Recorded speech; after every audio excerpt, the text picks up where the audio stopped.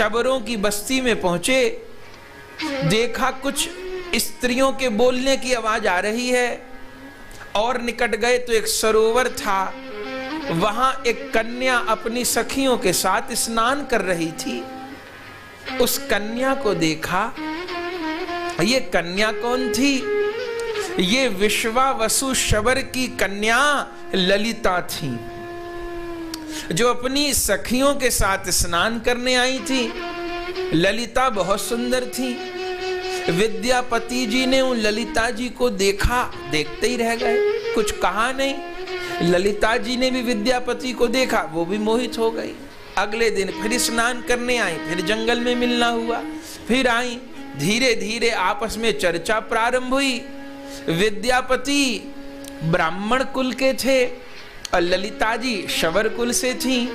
दोनों का परस्पर आकर्षण हो गया और अंततः दोनों ने विवाह करने का निश्चय कर लिया। विश्वावसु शबर को कहा गया। पहले उन्होंने कहा कि विद्यापति जी का ब्राह्मण शरीर है, लेकिन वो अगर शबर कन्या को स्वीकार करना चाहते हैं तो हमारी ओर से कोई आपत्ति नहीं। तब ललिता के साथ में विद्यापति जी का विवाह हो गया शबर कन्या से। विद्यापति जी वहीं रहने लगे। एक दिन ललिता से पूछा, देवी ये सवेरे सवेरे तुम्हारे पिता कहाँ जाते हैं? बोले ये मत पूछिए, हमको भी कभी नहीं लेके गए। बोले कहाँ जाते हैं? बोले अपने ठाकुर की सेवा करने जाते हैं। बोले क्या नाम है आपके पिताजी के ठाकुर जी का? बोले ठाकुर जी का नाम है नील माधव। विद्यापति तो नील माधव सुनते ही चौंके, अरे नील माधव की खोज में तो कब से भटक रहे हैं, हमको नहीं पता था, हमारी ससुराल में ही छिपे हुए हैं वो। ललिता जी को कहा, देवी एक बार हमें नील माधव का दर्शन करवा दो। ललिता जी ने कहा, नाम भी मत लेना, आज तक हमने नहीं किया कभी दर्शन। केवल हमारे पिताजी जाते हैं फूल तुलसी सेवा लेकर के, और सवेरे से शाम तक सेवा करते हैं, किसी को नहीं ले जाते। हमने कभी हट भी किया तो कहते भगवान की आज्ञा नहीं है, और भगवान की आज्ञा के विरुद्ध में कुछ नहीं कर सकता। विद्यापति जी ने कहा, ये क्या बात हुई? अरे भगवान के दर्शन में क्या रोक टोक, सबको दर्शन का अधिकार होना चाहिए। ललिता ने कहा, नहीं। विद्यापति हट करने लगे, दर्शन करवाना होगा अपने पति को। ललिता जी ने कहा, ठीक है प्रयास करती हूं। अपने पिता को निवेदन किया। पहले तो विश्वावसु शबर माने नहीं, आखिर में कन्या भी हट करने लगी। तब अपने दामाद को जान करके कि इतने बड़े ब्राह्मण, इतने बड़े पुरोहित मेरी कन्या को स्वीकार किया, कहीं संबंध में कुछ कमी ना आ जाए, विच्छेद न हो जाए। विश्वावसु शबर दर्शन कराने को तैयार हुए, पर शर्त रख दी, आंखों पर पट्टी बांध दूंगा, हाथों पर पट्टी बांध दूंगा, तब लेकर चलूंगा। विद्यापति जी ने कहा, कोई बात नहीं, सब मंजूर, दर्शन करवा दो। ऐसा क्यों किया? ताकि उन्हें रास्ता न पता चल जाए कि ठाकुर छिपे कहाँ हैं। विद्यापति जी की आंखों पे काली पट्टी बांधी, हाथ पांव भी बांध दिए, लेके चले। और जब बिल्कुल गुफा में ठाकुर जी के सामने पहुंच गए, तब विद्यापति जी की पट्टी खोल दी और जो भगवान के दर्शन किए, ओहो विभोर हो गए। कैसा सुंदर स्वरूप, नीलांबुज श्यामल कोमलांग। नील कमल के समान भगवान का वर्ण है, कमल जैसे नेत्र हैं, अद्भुत चरण कमल हैं। विद्यापति जी को चरण स्पर्श का सौभाग्य प्राप्त हुआ। भगवान के चरणों में तुलसी अर्पण की, पुष्प निवेदन किए, परिक्रमा किए। अब मन तो नहीं हो रहा था, सोच रहे थे यहीं बस जाएं, पर विश्वावसु शबर ने कहा, बहुत देर हो गई, अब चलो, ठाकुर मेरे हैं। फिर आंखों पर पट्टी बांध दी, फिर हाथ पांव बांध दिए, फिर लेकर आ गए। दर्शन की अभिलाषा पूरी हुई। ललिता जी ने कहा, दर्शन हो गया? अरे विद्यापति तो प्रेम में विभोर हो रहे थे, लगता है आज ही नेत्र होने का फल प्राप्त हुआ है। विधाता ने जिसको देखने के लिए नेत्र दिए उसको तो आज देखा हमने। ललिता ने कहा चलो बात बन गई, लेकिन विद्यापति तो बहुत समझदार थे। जिस दिन विश्वावसु शबर उनको ले गए थे ना पट्टी बांध के, उन्होंने पहले से व्यवस्था कर ली। उन्होंने अपनी जेब में धान भर लिए और जेब थोड़ी फटी थी। वे चलते जा रहे थे, धान के दाने गिरते जा रहे थे। थोड़े दिनों बाद वो धान उग गई और विद्यापति जी अकेले अकेले छिप छिप के दर्शन करने जाने लगे। उन्होंने समय देख लिया था कि विश्वावसु शबर कब जाते हैं।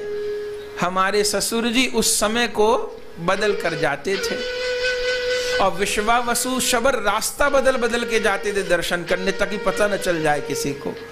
लेकिन विद्यापति जाने लगे, सेवा पूजा करने लगे, भगवान से नेत्र मिल गए, आनंद हो गया। कई दिन हो गए। तब एक दिन विद्यापति जी को सोच आई, अरे मुझे तो मेरे राजा ने भेजा था, मेरे राजा ने इस काम के लिए न भेजा होता तो मुझे ठाकुर दर्शन कैसे होता। तब एक दिन ललिता जी को कह के मैं कुछ दिन में आऊंगा, अपने देश जा रहा हूं, तुम मेरी प्रतीक्षा करना। ये कह के अचानक विद्यापति गायब हो गए और आ गए अवंतिका। और इंद्रदुम्न राजा ने कहा, अरे विद्यापति इतने दिन लगा दिए खोज खबर लेने में। तब विद्यापति ने अपने राजा को सब बात बता दी। कहा महाराज बड़े प्यारे ठाकुर हैं, विश्वावसु शबर छिपा के रखते हैं, आप चलिए। तब इंद्रदुम्न राजा गुड़ीचा देवी के साथ में, सेना के साथ में भगवान का दर्शन करने चले। लेकिन जाने कैसे विश्वावसु शबर को खबर लग गई। उस दिन सवेरे जब विश्वावसु शबर सेवा करने को गए, भगवान ने विश्वावसु शबर को कह दिया, अब हमारा प्रकाश जगत में हो गया है, अब हम अंतर ध्यान होंगे, तुमको भाव रूप में दर्शन देंगे। इंद्रदुम्न के आने से पहले देवता लोग नील माधव को दूसरे स्थान पर ले गए। विद्यापति इंद्रदुम्न राजा को लेकर के पहुंचे नीलगिरी की गुहा में, तो वहां गुफा तो थी पर ठाकुर नहीं थे। इंद्रदुम्न राजा तो रोने लगे। विद्यापति से कहा यही जगह थी, बोले यही जगह थी, भगवान कहाँ चले गए। इंद्रदुम्न ने कहा जरूर उस विश्वावसु शबर को पता चल गया है और उसने भगवान कहीं इधर उधर छिपा दिए हैं। अरे भगवान का दर्शन नहीं करने दे रहा, ऐसे नहीं तो ऐसे। इंद्रदुम्न राजा ने युद्ध की घोषणा कर दी, हम सारे शबर कुल के विरुद्ध युद्ध करके और भगवान को प्राप्त करेंगे। जैसे युद्ध की घोषणा, इंद्रदुम्न की सेना ने शबरों को घेर लिया, उसी समय फिर आकाशवाणी हुई, हे इंद्रदुम्न राजा, ये विश्वावसु शबर तो मेरे परम भक्त हैं, इन्होंने मुझे नहीं छिपाया, मैं अपनी इच्छा से अंतर्धान हुआ हूं, तो मुझे कैसे प्राप्ति होगी प्रभु। अरे अब तुमको नील माधव के रूप में नहीं, दारू ब्रह्म के रूप में मेरी प्राप्ति होगी। यहां नीलगिरी पर दिव्य रूप में मंदिर का निर्माण होगा, दारू ब्रह्म के रूप में तुम्हें मेरी प्राप्ति होगी और फिर तुमको नहीं सारे जगत को मेरे उस प्रेम में कलेवर का दर्शन होगा। इंद्रदुम्न राजा ने कहा प्रभु कैसे प्राप्ति होगी। भगवान ने कहा उसके लिए तुम 1000 अश्वमेध यज्ञ करने का संकल्प लो ब्राह्मणों के द्वारा। इंद्रदुम्न राजा ने कहा जो आज्ञा प्रभु। इंद्रदुम्न राजा ने तमाम उस समय के जो देवज्ञ सर्वज्ञ ब्राह्मण थे उनको बुलाया। नारद जी के अनुगत्य में यज्ञ होने लगा।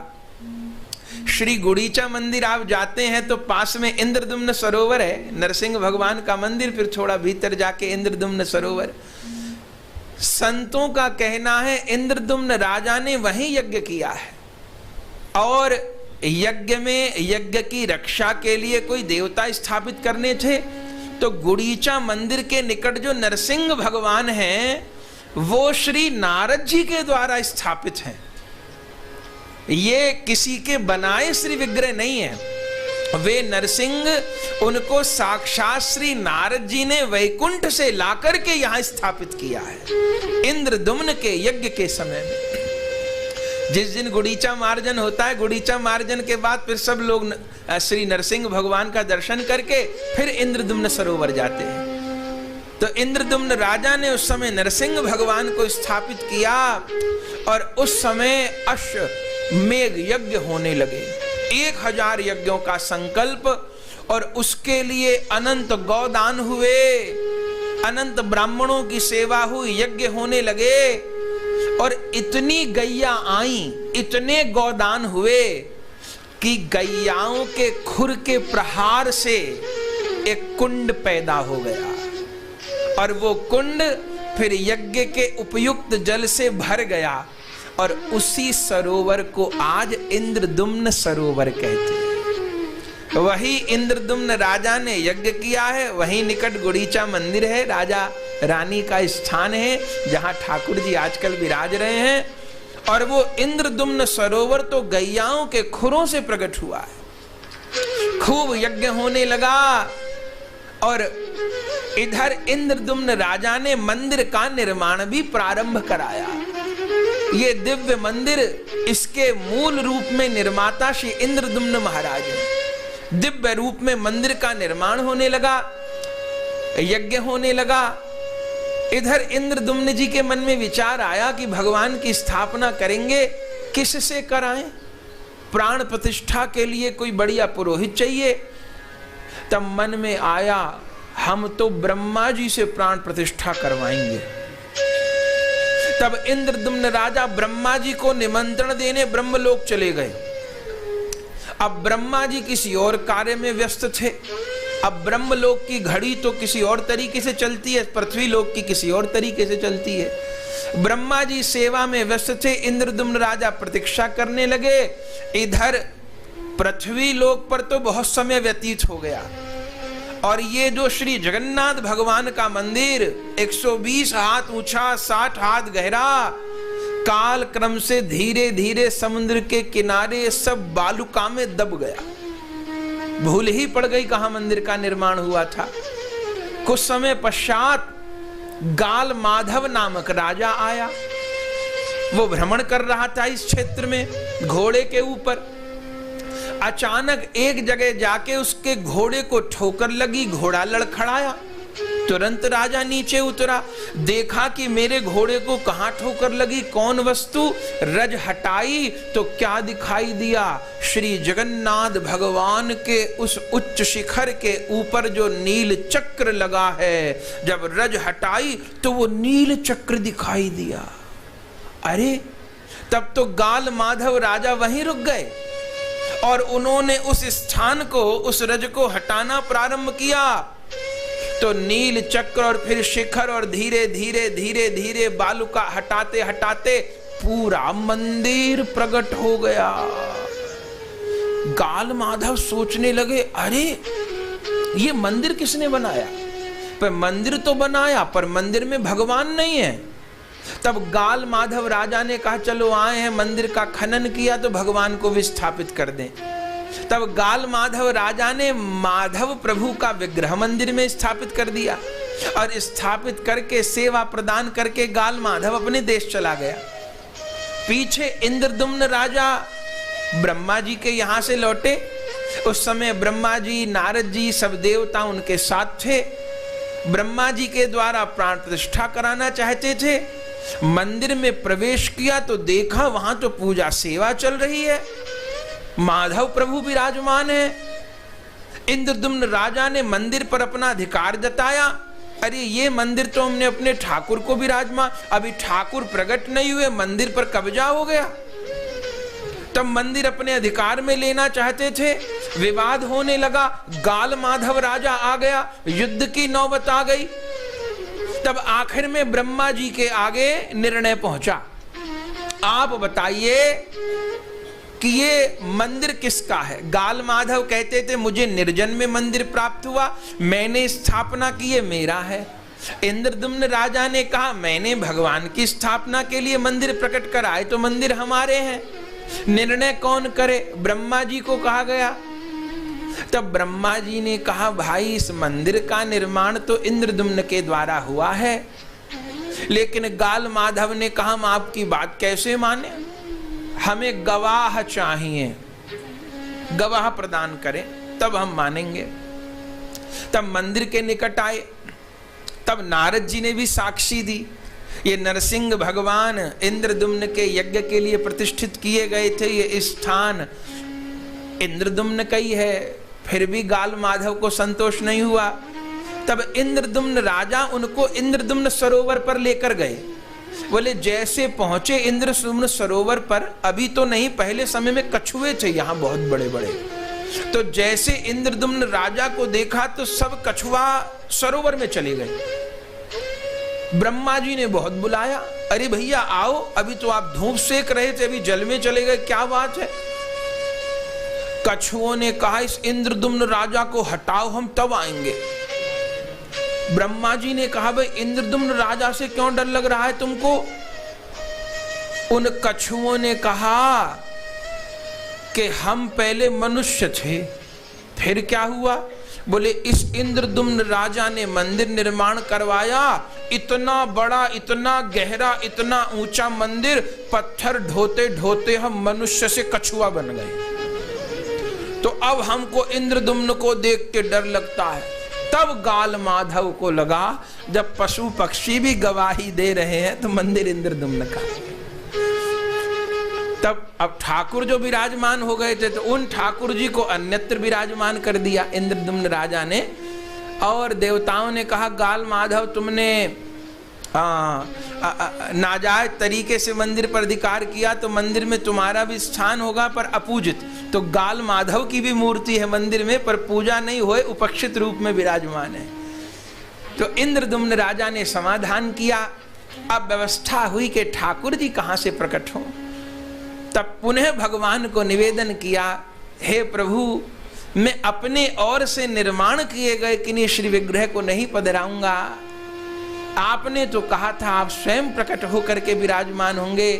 श्री नारद जी ने कहा, अरे यज्ञ की पूर्णाहुति तो होने दो, तुम देखो अवश्य भगवान ने मुझे भी वर दिया है, तुमको भी वर दिया है, प्रेम में कलेवर के रूप में प्रकट होंगे। और इधर तो यज्ञ की पूर्ति हुई, जैसे पूर्णाहुति हुई घनघोर वृष्टि होने लगी, और उसी समय पुनः आकाशवाणी हुई, हे राजन इंद्रदुम्न, कल तुमको चक्र तीर्थ के निकट बांकी मुहाड़, जहां पर कभी एक नदी सागर में विलीन होती थी, वहां तुमको बहता हुआ एक विशाल काष्ठ खंड प्राप्त होगा। उसी काष्ठ खंड के द्वारा तुम मेरे विग्रहों को प्रकाशित कराना और मंदिर में स्थापित करना। इंद्रदुम्न राजा बड़े प्रसन्न हो गए। चक्र तीर्थ पर संध्या समय पहुंचे हैं, भगवान का स्मरण कर रहे हैं, कब वो दिव्य दारू, वो कब काष्ठ खंड मुझे प्राप्त होगा। समुद्र के तट पर खड़े थे कि उसी समय विशाल दारू समुद्र में बहता हुआ, जिसकी 5 शाखाएं थीं, शंख चक्र गदा पद्म से जो दारू खंड विभूषित था, वो दिव्य दारू खंड जल में बहता हुआ आया। और जैसे इंद्रदुम्न राजा ने उनको प्रणाम किया, जल में बहते हुए वो विशाल काष्ठ खंड किनारे पर आ लगे।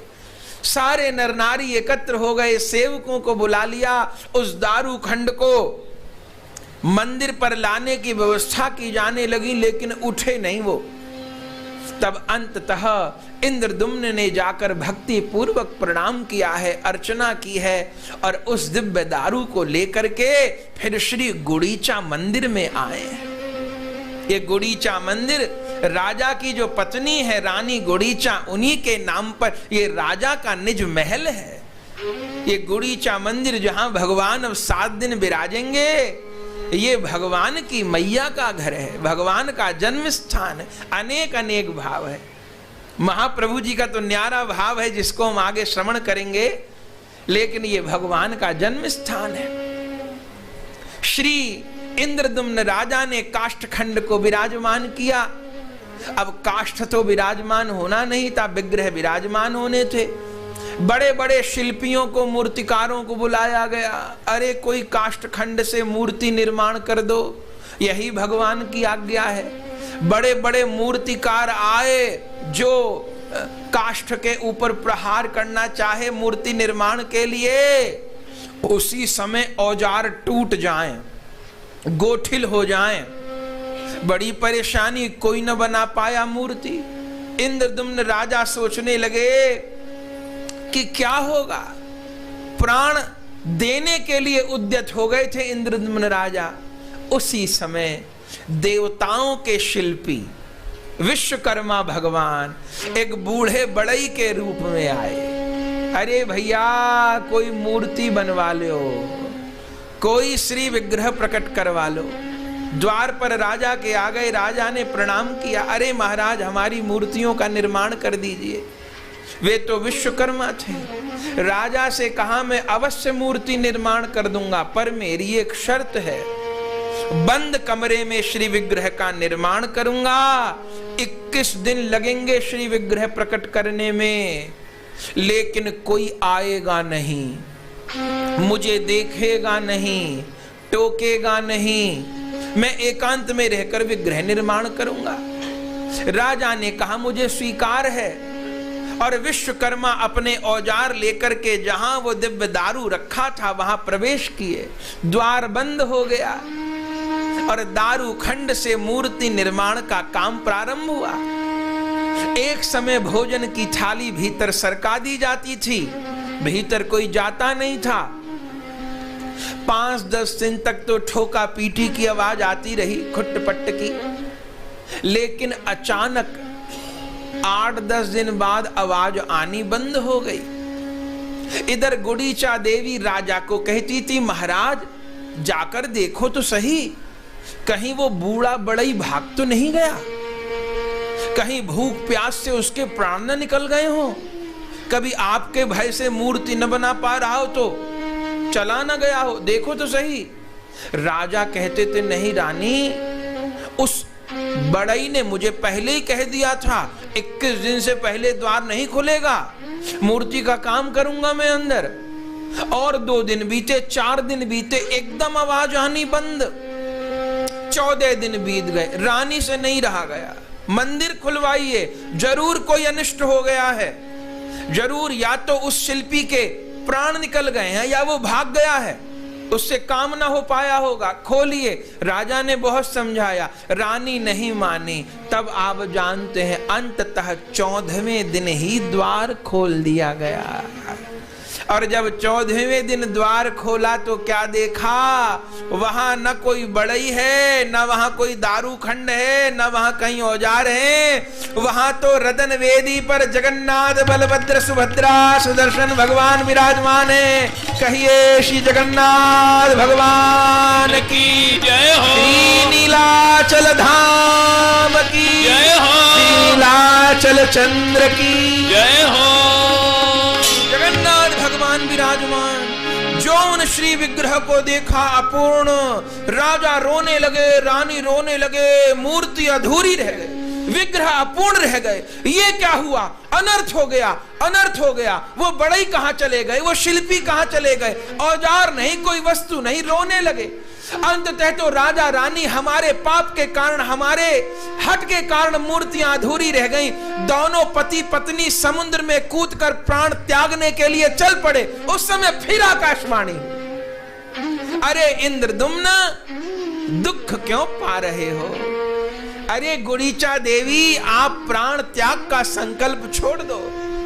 इंद्रदुम्न राजा ने कहा, गुड़ीचा रानी ने कहा, हमारे हट के कारण विग्रह अधूरे रह गए, अपूर्ण रह गए। भगवान ने कहा ये विग्रह अपूर्ण नहीं है, ये राधा प्रेम में परिपूर्ण विग्रह है, ये अपूर्ण विग्रह नहीं है। ऐसा पूर्ण भगवान तो कहीं नहीं मिलेगा। तब नारद जी वाली कथा सुनाई, जो प्रारंभ में आपको निवेदन की कथा द्वारिका वाली, भगवान ने इंद्रदुम्न राजा को वो कथा सुनाई। अरे राजा ये अपूर्ण विग्रह नहीं है, श्री जी की पावन चर्चा को सुनते सुनते कभी हमारा देह गल गया था। नारद जी ने वर मांगा था, आज एक पंथ दो काज हो गए। दो दो भक्तों की अभिलाषा एक स्वरूप से पूरी हो गई।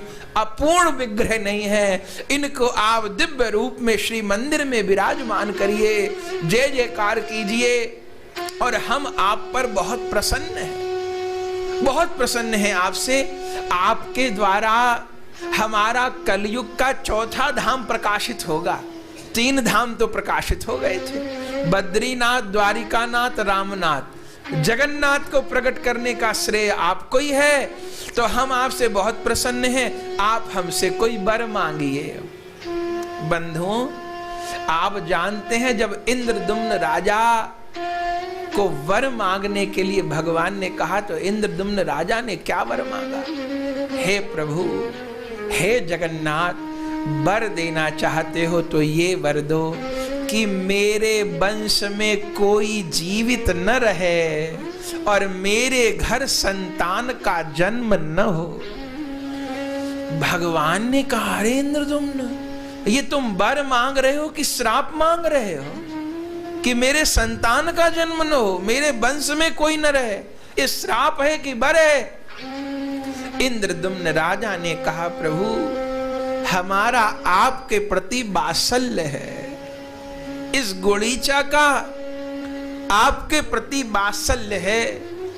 पहले तो हमारे मन में दुख था कि हमारे घर पुत्र नहीं है, हमारे घर संतान नहीं है, पर हम दोनों सच्चाई से कहते हैं, आपको देख के हमको ऐसे ही लगा कि हमारे घर श्री विग्रह नहीं, हमारे घर पुत्र का जन्म हुआ है, हमारे घर पुत्र जन्म हुआ है। और हम आपसे यही वर चाहते हैं, हमारे कोई संतान का जन्म ना हो। क्यों? बोले, और कोई संतान का जन्म हो गया, कहीं आपसे हमारी ममता कम न हो जाए और अपने शरीर की संतान में न हो जाए। हम चाहते हैं केवल आप हमारे पुत्र रहें और दुनिया में कोई हमारा पुत्र पुत्री न हो। केवल आप हमको माँ बाप माने और कोई हमें माँ बाप कहने वाला दुनिया में न हो। भगवान के नेत्र सजल हो गए उस समय भगवान के दिव्य अंगराग हुए। गुड़ीचा देवी तो सदा के लिए भगवान को गुड़ीचा मंदिर में ही रख लेती। इंद्रदुम्न राजा को कह दिया, मंदिर निर्माण हो गया, बहुत अच्छी बात, वहां कोई और ठाकुर विराजमान कर दो। अरे जब हमारा बेटा है तो बेटा तो माँ बाप के पास रहता है ना, बच्चा तो माँ बाप के साथ रहता है, कहीं और नहीं। इंद्रदुम्न राजा सोच नहीं पा रहे थे क्या करूं। तब ठाकुर तो बोलते थे इंद्रदुम्न राजा से। ठाकुर जी ने फिर कहा, देखो पुत्र तो आप ही का रहूंगा, युग बीत जाएंगे, जगन्नाथ का लोग नाम जानेंगे और जगन्नाथ के साथ में इंद्रदुम्न और गुड़ीचा देवी, आप दोनों का नाम भी अमर होगा। और बंधुओं, कितनी बड़ी बात, यदि इंद्रदुम्न राजा का अपना बेटा होता, संसार में व्यक्ति का पुत्र होता, कितने दिन श्राद्ध करता है, कितने दिन कर लेता होगा श्राद्ध तर्पण?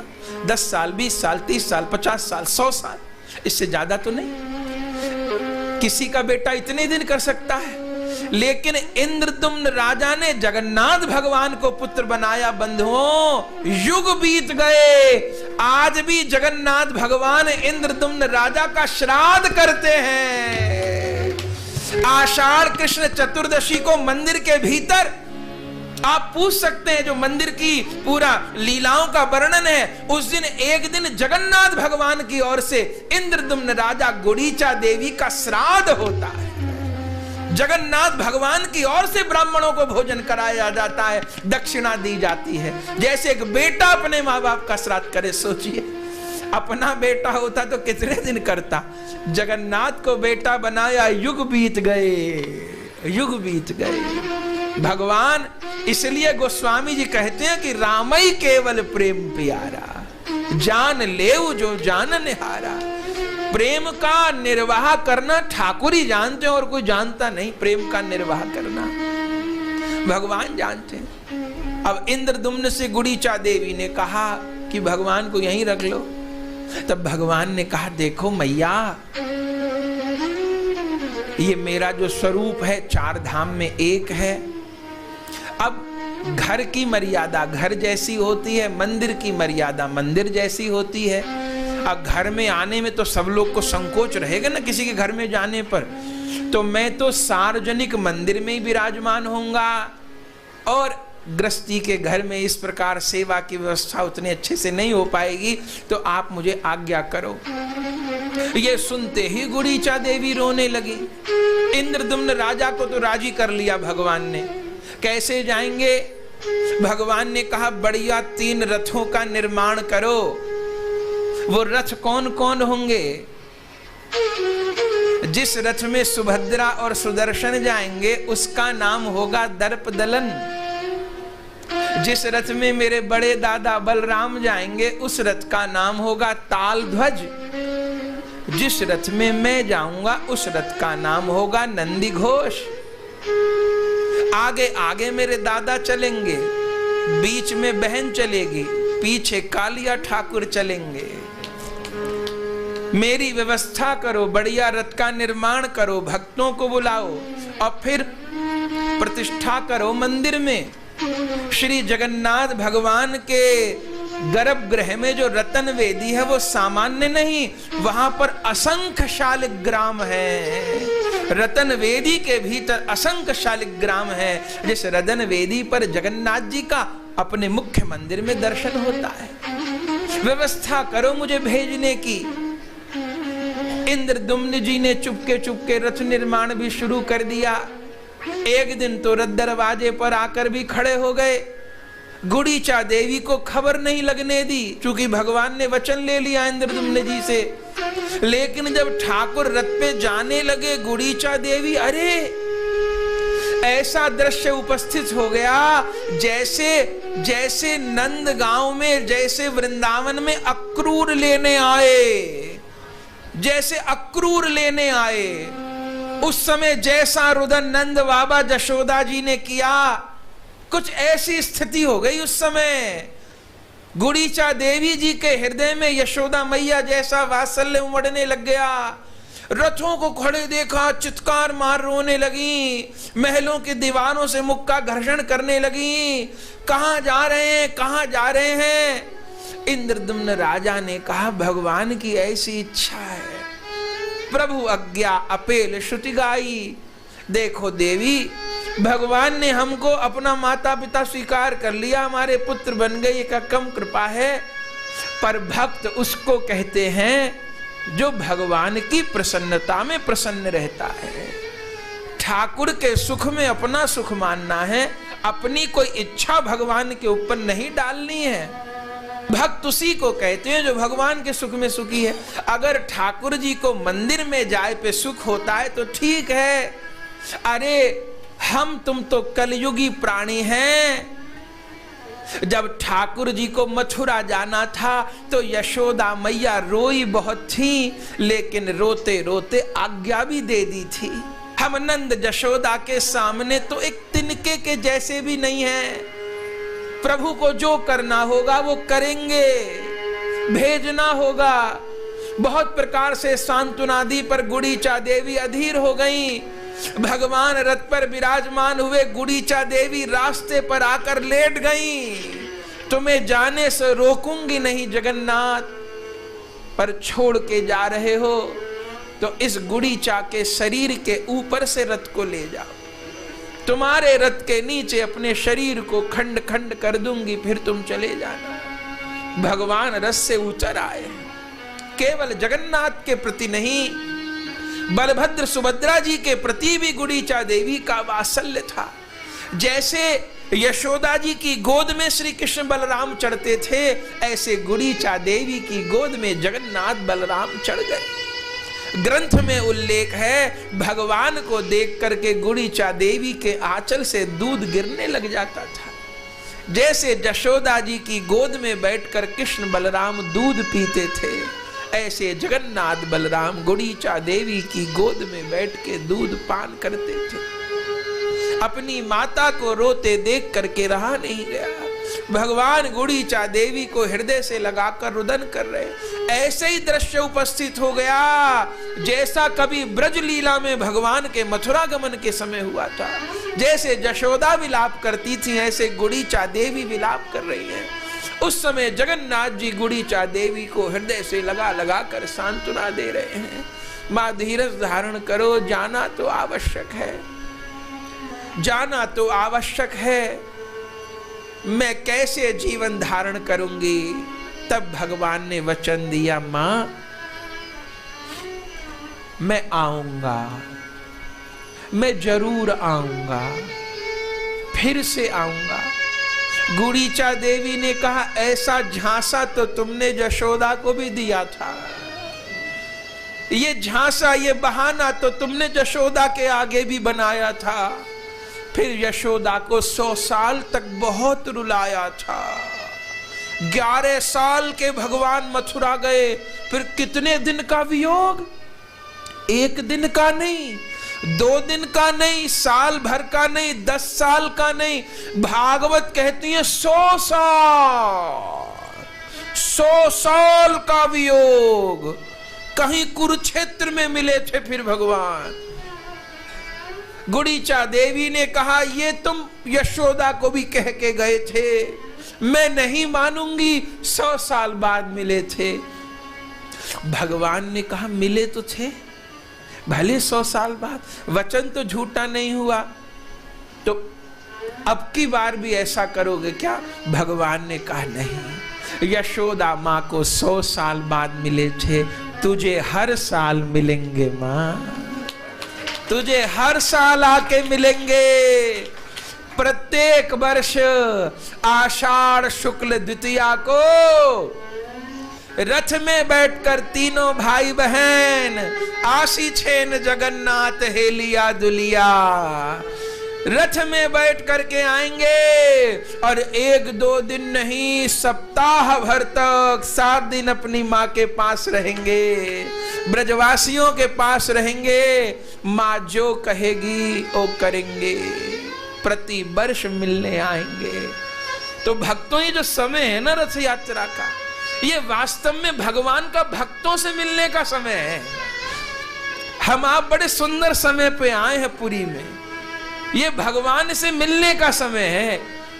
इस समय में भक्त भगवान से मिलने नहीं जाते, इस पर्व पर भगवान भक्तों से मिलने आते। भक्त भगवान से मिलने नहीं, ये भगवान भक्तों से मिलने आए हैं, सबसे मिलने आए हैं, रोतों को हंसाने आए हैं, डूबतों को उठाने आए हैं, गिरतों को बचाने आए हैं। ये भक्तों पे कृपा करने का दिन है। और देखिए बंधुओं, रथ में जिस समय ठाकुर बैठते हैं उस समय ठाकुर जी का पतित पावन रूप है। आज जगन्नाथ जी के मंदिर में प्रवेश करते हैं तो सीधे हाथ पे पतित पावन जगन्नाथ है, एकदम बाहर से ही दर्शन हो जाता है। वो पतित पावन जगन्नाथ जी की अनेक कथा हैं, उनमें एक कथा है कि भक्त रसखान आए जब जगन्नाथपुरी, तो मंदिर का नियम है कि केवल हिंदुओं का प्रवेश है और किसी का प्रवेश नहीं मंदिर में। तो रसखान जिस समय आए तो दर्शन करना चाहते थे, पर पंडाओं ने रोक दिया, चूंकि उनका मुस्लिम परिवार में जन्म हुआ था। पर वो भक्त बहुत थे, उन्होंने बहुत दुहाई दी, मैं वैष्णव हूँ, कंठी धारण करता हूँ, तिलक लगाता हूँ, भजन करता हूँ। लेकिन पुजारियों ने कहा, कुछ भी हो, लेकिन यवन घर में जन्म हुआ है तो प्रवेश नहीं मिलेगा, यहाँ केवल हिंदू का प्रवेश है। तो कहते हैं रसखान जी मंदिर के सामने विराजमान हो गए और ठाकुर जी को उन्होंने 2 पंक्ति कही। क्या पंक्ति कही? कि हिंदुओं के नाथ हो तो मेरो कछु दावा नहीं, और जगत के नाथ हो तो मेरी सुध लीजिए। अगर केवल हिंदुओं के नाथ हो तब तो कोई शिकायत नहीं, तब अपना नाम बदल लो, जगन्नाथ से हिंदू नाथ रख लो। अगर हिंदुओं के नाथ हो तो मेरो कछु दावा नहीं, और अगर सारे जगत के नाथ हो तो मेरी सुध लीजिए। इतना कहा बंधुओं, भीतर से ठाकुर दरवाजे पे आ गए। ठाकुर जी द्वार पर आ गए और द्वार से आकर के रसखान जी को दर्शन दिया। दर्शन किया रसखान जी ने, और तब उन जगन्नाथ जी का नाम है पतित पावन जगन्नाथ। कहिए श्री पतित पावन जगन्नाथ देव की जय हो। पतित पावन जगन्नाथ जिन्होंने रसखान जी को और भी कितने यमन भक्तों को दर्शन दिया, बाहर से ही दर्शन हो जाता है, तो वो तो पतित पावन जगन्नाथ हैं ही, पर बंधुओं जिस समय ठाकुर रथ पर बैठते हैं उस समय उनका पतित पावन रूप है। आप सोचिए, कोई भगवान, कल की जो रात गई है पूरी रात ठाकुर जी सड़क पे ही है, कोई ऐसा भगवान सुना जो पूरी रात सड़क पे रहता? किस लिए? सबको दर्शन हो जाए। पहले समय में चतुर्थ वर्ण को आज्ञा नहीं थी भीतर जाने की मंदिर में, तो ठाकुर जी इस उद्देश्य से भी रथ पे आते हैं कि सबको दर्शन हो जाए, सब आरती कर ले, सब भोग लगा ले, सब फूल बरसा ले, सब आ जाए। पतित पावन रूप है। और स्कंद पुराण में लिखा है, जो भगवान के रथ का चलते दर्शन करे, रथ का रस्सा खींचे, रथ को स्पर्श करे, उसका पुनर्जन्म नहीं होए, फिर उसका अंतिम जन्म होता है। जो रथ यात्रा का दर्शन करता है, रथ का रस्सा खींचता है, रथ को प्रणाम करता है, पुनर्जन्म नहीं होता उसका, ऐसा हमारे पुराण कहते हैं। इतनी महिमा है। तो गुड़ीचा देवी को भगवान ने कह दिया, मैं हर वर्ष आऊंगा मां। अब मां को समझा दिया, अब फिर रथ पर बैठकर चले। तो हर साल ये जो रथ यात्रा से ठाकुर जी दौज को कल चले, फिर तृतीया को मंदिर में विराजमान होंगे और दशमी पर्यंत फिर रहेंगे, और फिर उल्टा रथ होता है और फिर श्री ठाकुर जी भीतर मंदिर में स्वर्णवेश धारण करते हैं रथ पर और फिर प्रवेश करते हैं। वो पूरी एक विधि है। तो गुड़ीचा देवी को सांत्वना दी और फिर भगवान श्री रथ में विराजमान होकर के कितने कितने भक्त लोग रथ को खींच रहे हैं। जय जगन्नाथ की चहु और ध्वनि हो रही है, फूल बरसाए जा रहे, शंख नगाड़े बजाए जा रहे हैं, और भगवान श्री मंदिर में आकर के विराजते हैं। श्री मंदिर में रतन वेदी पर अभी हमने श्रवण किया, वो रतन वेदी भी सामान्य नहीं। इस पुरी धाम के अनेक नाम हैं। श्री क्षेत्र, नीलाचल क्षेत्र, शंख क्षेत्र। चूंकि नक्शे में जगन्नाथपुरी की आकृति देखे तो बिल्कुल शंख के जैसी आकृति है। शंख क्षेत्र, दशावतार क्षेत्र, विष्णु क्षेत्र, बड़े बड़े ग्रंथों में नाम है। श्री ठाकुर जी रतन वेदी पर प्रतिष्ठित हुए और श्री ठाकुर जी की दिव्य व्यवस्था जो आज तक चल रही है, श्री नारद जी के द्वारा, ब्रह्मा जी के द्वारा पूरी श्री जगन्नाथ भगवान की सेवा परिपाटी को व्यवस्थित किया गया। और यहाँ तो सबसे बड़ा नियम एक ही है, यहाँ ठाकुर जी खूब खाते और खूब पवाते हैं। खूब पाते हैं जगन्नाथ और खूब पवाते हैं। कितनी बड़ी रसोई! ये सब पौराणिक व्यवस्था है, पूरा ग्रंथों में वर्णन है। इस दिशा पर ये होगा, इस दिशा पर ये होगा। मंदिर तो मंदिर, पर मंदिर के भीतर कितने मंदिर? 4 द्वार हैं। सिंह द्वार से वैष्णव लोग प्रवेश करते हैं। 4 दिशा में 4 द्वार, सिंह द्वार, अश्व द्वार, हस्ती द्वार, अश्व द्वार, 4 द्वार हैं। श्री जगन्नाथ भगवान श्री मंदिर के मध्य में दिव्य रतन वेदी पर सुशोभित हो रहे हैं, और जगन्नाथ भगवान के बिल्कुल सन्मुख श्री गरुण स्तंभ है, जिन पर श्री गरुण जी विराजमान है। ये भी जगन्नाथ भगवान के साथ ही विराजमान हुए। उल्लेख तो ऐसा भी मिलता है, जब जगन्नाथ जी विराजमान हुए तो चर्चा हुई कि वैष्णव मंदिरों में गरुण जी होते हैं, शिव मंदिरों में नादिया होते हैं, तो गरुण जी को स्थापित करना चाहिए। ये चर्चा ही हो रही थी। इतनी देर में तो साक्षात रूप से आकाश से कोई बहुत बड़ा पक्षी, किसी ने देखा नहीं ऐसा कोई उड़ते हुए आया, और स्तंभ तो बन गया था। उस स्तंभ के ऊपर विराजमान हुए आकर के, और आकर के स्वयं मूर्ति रूप में प्रकट हो गए। स्वयं वैकुंठ से साक्षात गरुण जी आकर विराजमान हुए गरुण स्तंभ पर। अब भगवान का दर्शन कर रहे हैं और हमारे श्री महाप्रभु जी ने जीवन भर इसी गरुण स्तंभ के पीछे से ही दर्शन किया है जगन्नाथ भगवान का। हम लोग गौर कथा में सुनते हैं, अब आगे सुनेंगे। महाप्रभु जी ने जीवन में 2 ही बार गरुण स्तंभ को लांघा है। एक तो नीलाचल लीला के प्रथम दिन, जिस दिन श्री महाप्रभु जी पधारे हैं पुरी में, और उस प्रसंग को हम श्रवण कर चुके हैं।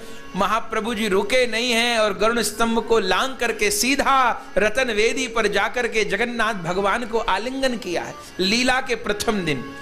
और दूसरी बार लांघा है लीला के अंतिम दिन।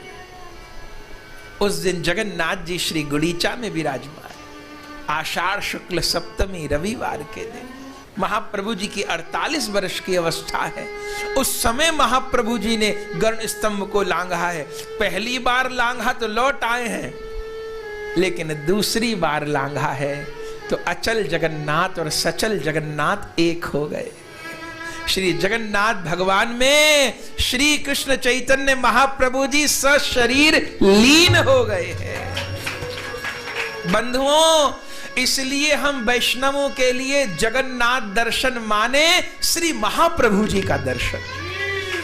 हमारे लिए जगन्नाथ साक्षात गौरांग है, गौरांग है जगन्नाथ हमारे लिए। गौर इन्हीं जगन्नाथ में एक हुए। तो महाप्रभु जी ने 24 वर्ष, जिन गरुण स्तंभ की चर्चा वहीं से, और बंधुओं एक ही स्थान से महाप्रभु ने अगर 2-3 वर्ष यात्रा के निकाल भी दे 24 वर्ष में, तो भी 20-21 वर्ष तो एक उसी स्थान से दर्शन किया ही किया है। और जिस स्थान पर खड़े होकर श्री महाप्रभु जी दर्शन करते, ओहो बंधुओं, जब प्रेम में श्री कृष्ण गल के जगन्नाथ बन सकते हैं, और उन्हीं श्री कृष्ण विरह व्यथित श्री राधा ने जिस स्थान पे खड़े होकर जगन्नाथ का दर्शन किया, बंधुओं मंदिर में वो शिला गल गई थी। जिस शिला पर एक ही स्थान पे खड़े होके श्री गरुण स्तंभ के पीछे वो द्वार बना है, और उस पर दीवाल के सहारे महाप्रभु जी अपनी 3 उंगलियों का सहारा लगा करके, अभी तो भूमि ऊंची हो गई है, पहले तो और नीची थी, महाप्रभु जी ऐसे सहारा लेकर के और फिर खड़े होकर दर्शन करते थे। जहां महाप्रभु जी की 3 उंगली स्पर्श होती, आज भी महाप्रभु की वहां 3 उंगली छपी हुई है। आप जाएं तो दर्शन करें, न दिखाई तो पंडा जी से कहें तो वो हाथ से स्पर्श करा के दिखा देंगे कि यहाँ महाप्रभु की उंगली का चिन्ह है, महाप्रभु की 3 उंगली। और श्रीमन महाप्रभु जी ने जहाँ खड़े होके दर्शन किया, वो प्रेम किस कोटि का था कि बहते बहते नेत्रों से अश्रु महाप्रभु जी के वस्त्र भीग रहे हैं और गरुण स्तंभ के पास से जल की धारा बह रही है। भक्त लोग अश्रु जल का पान कर रहे हैं। और महाप्रभु जी कृष्ण है, कृष्ण है, कृष्ण है। बार बार शरीर में कंप होता है तो महाप्रभु जी दीवाल का सहारा लेते हैं, दीवाल का। वो कैसी, देखिए पत्थर को तोड़ना आसान है, पत्थर को तोड़ा जा सकता है, पर पत्थर को पिघलाना आसान बात नहीं है। पिघल जाए पत्थर। महाप्रभु के प्रेमावेश से जिस जगह महाप्रभु जी के चरण छपे थे, आज भी वो शिला, पहले वहीं चरण चिन्ह थे। जब पुरी में हमारे परमाराध्य श्रीमद राधारमन चरण दास बड़े बाबा जी महाराज का प्रकाश हुआ, तब उस समय बड़े बाबा जी ने सबसे पहले यही कार्य किया। मंदिर में गए, क्या देखा कि ऐसे तो लोग बच के निकलते थे, पर जब मंदिर में बहुत भीड़ हो जाती थी तो मर्यादा नहीं रहती थी, तो महाप्रभु के चरण चिन्ह के ऊपर लोग पैर लेके चढ़ जाते। जब बहुत भीड़ होती थी धक्का मुक्की तो मर्यादा नहीं रहती थी। बड़े बाबा को बहुत पीड़ा हुई।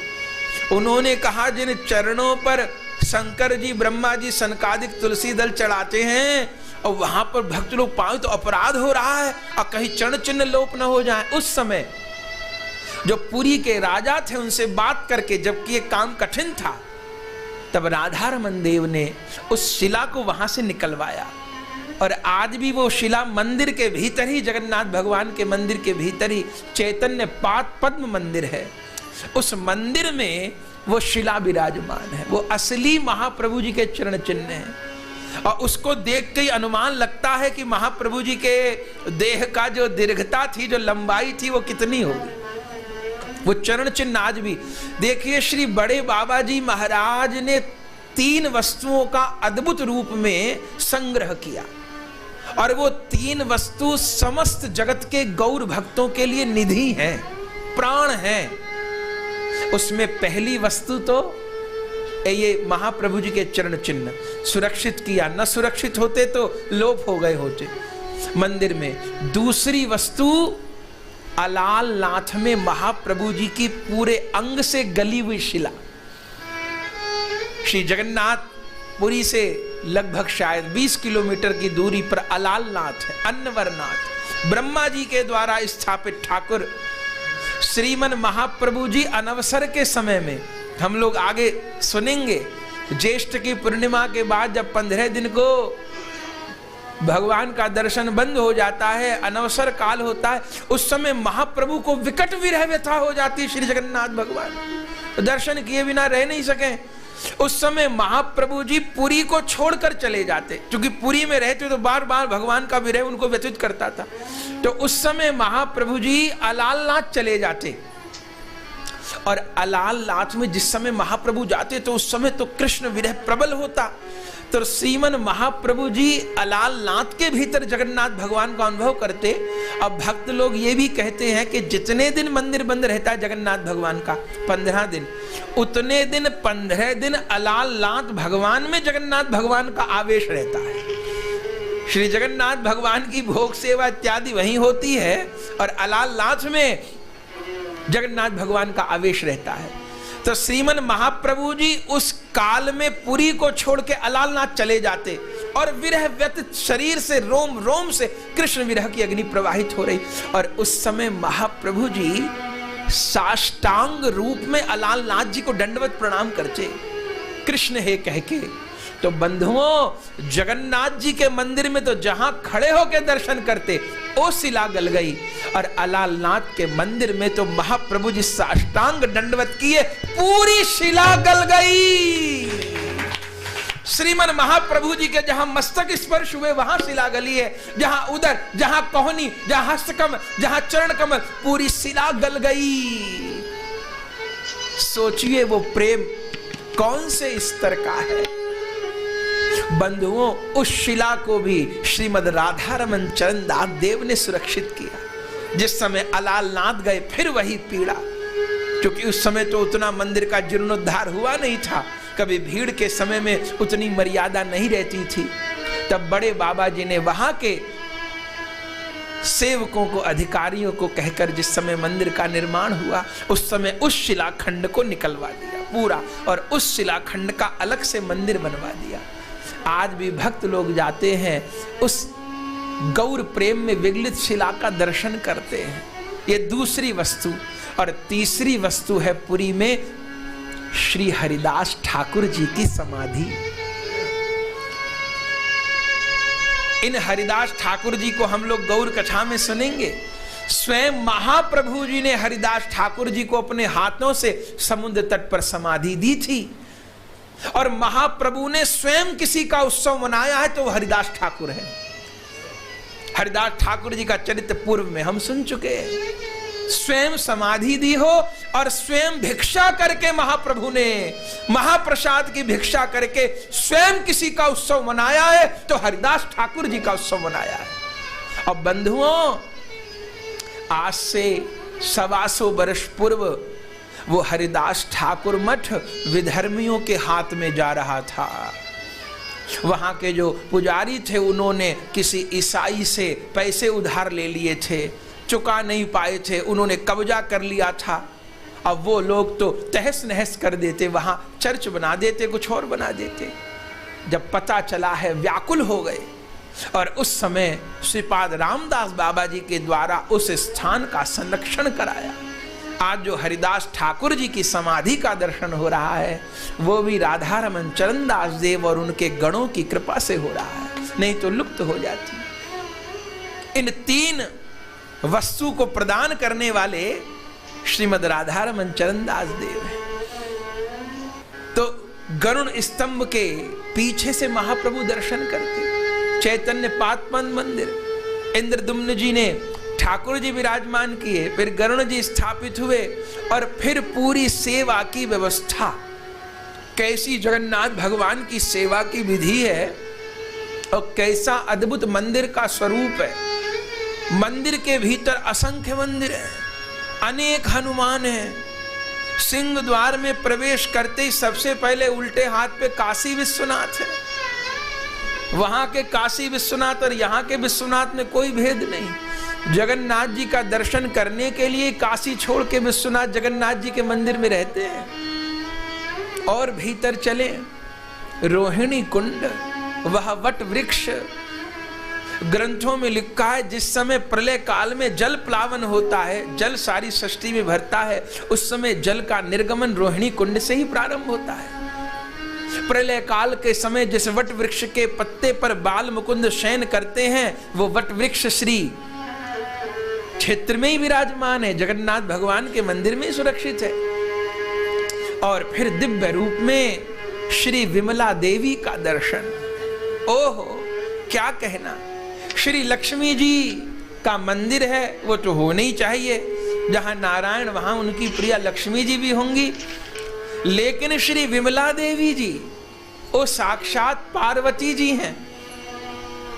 एक बार श्री नारद जी वैकुंठ पधारे, स्कंद पुराण में उल्लेख है, भगवान की भक्ति खूब करते, नारायण नारायण खूब करते, लेकिन भगवान का अधरामृत प्राप्त नहीं होता था।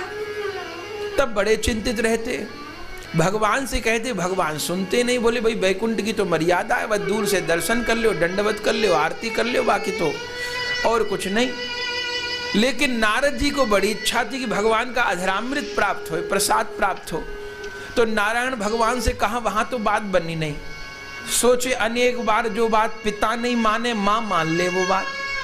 तब नारद जी ने लक्ष्मी जी को निवेदन किया। लक्ष्मी जी ने कहा, देखो भगवान का रंधन कार्य मैं ही करती हूँ, रसोई मैं ही पवाती हूँ, लेकिन महाप्रसाद की कैसे प्राप्ति हो। बोले आपको यदि महाप्रसाद चाहिए तो आपको मेरी दासी बनना पड़ेगा। नारद जी ने कहा, जो कहो सोई स्वीकार, पर भगवान का अधरामृत प्राप्त हो जाए। लक्ष्मी जी ने कहा ठीक है। तब नारद जी ने स्त्री का वेश धारण कर लिया और वैकुंठ में नारी के वेश में लक्ष्मी जी के दासी के रूप में रह गए और श्री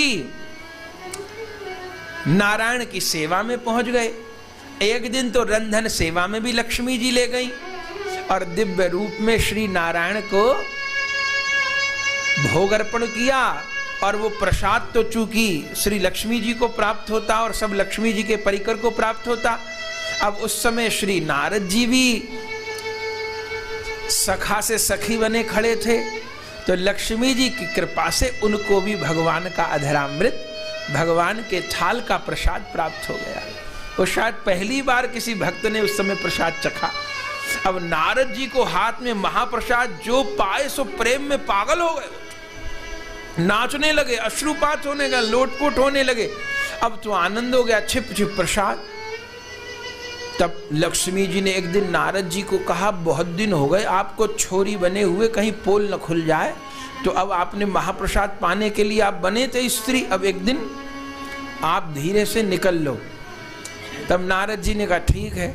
तब नारद जी ने एक दिन वेश परिवर्तन किया, तब भी हाथ में महाप्रसाद ले लिया कि अब तो दोबारा मिले न गए, थोड़ा थोड़ा पाते रहेंगे। तब नारद जी प्रसाद पाते पाते चले। पर नारद जी ऐसे देवता, उनके पेट में कोई बात नहीं पचे और ऐसा उनका स्वभाव है कि जो कृपा मुझे मिली है वो सबको मिले। तो श्री नारद जी के हाथ में महाप्रसाद ऐसे तो पा रहे थे, पाते पाते पाते पाते भोले बाबा के पास पहुंच गए। भोले बाबा ने कहा, अरे नारद जी बहुत दिन से गायब थे, कहां से आ रहे, कैसे आ रहे।